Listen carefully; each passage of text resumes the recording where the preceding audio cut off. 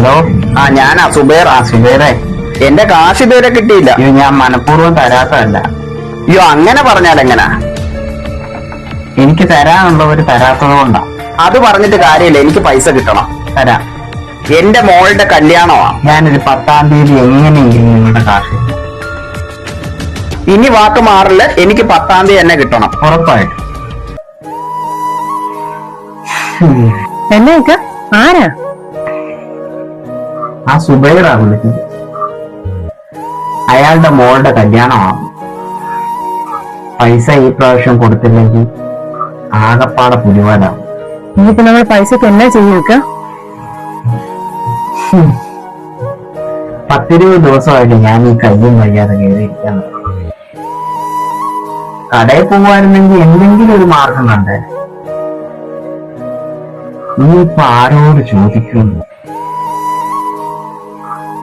ഈ ഒരു അവസരത്തിൽ ചോദിച്ച എല്ലാവരും കൈയൊഴിയുകയും ചെയ്യും. നമുക്ക് നിന്റെ ആങ്ങളോട് കുറച്ച് കാശും കൂടെ ചോദിച്ചാൽ. എന്റെ ഇക്ക, നിങ്ങൾ എന്നെ ഈ പറയുന്നേ? ഈ കൈ വയ്യാതിരിക്കാൻ തുടങ്ങിയിട്ട് എത്ര ദിവസമായി? അവരൊന്ന് വന്നോ? അല്ലേ പോട്ടെ, ഒന്ന് വിളിച്ചന്വേഷിക്കുകയെങ്കിലും ചെയ്തോ? അങ്ങനെയുള്ളവരാണ് നമ്മൾ പൈസ ചോദിച്ചോണ്ട് തരാൻ പോകുന്നത്. ഇക്ക വിഷമിക്കണ്ട. 10-ാം തീയതി അല്ലേ സുബൈറിന് കാശ് കൊടുക്കണ്ടേ?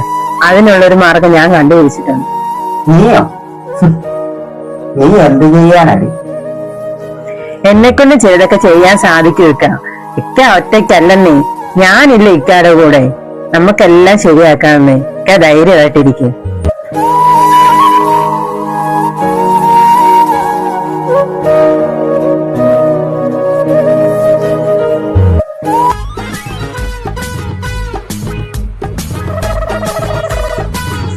ഹലോ, എടാ സുബൈറെ,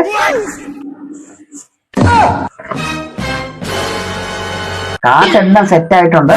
നിന്റെ കമ്മീഷൻ എടുത്തിട്ട് എന്റെ കാശ് ഇങ്ങോട്ട് അയച്ചേക്കണം.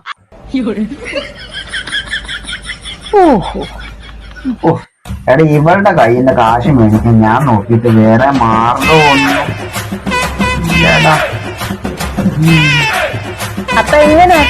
ക്യാഷ് ഗൂഗിൾ പേ ചെയ്യണോ അതോ കാശായിട്ട് കയ്യിൽ തന്നാ മതിയോ? എന്റെ പൊന്നിക്ക, നിങ്ങൾ ഞാൻ ഇന്നലെ കാണാൻ തുടങ്ങിയൊന്നും അതല്ലോ. വർഷം കുറെ ആയില്ലേ മോനെ. അങ്ങനെ ഒരു സെന്റ്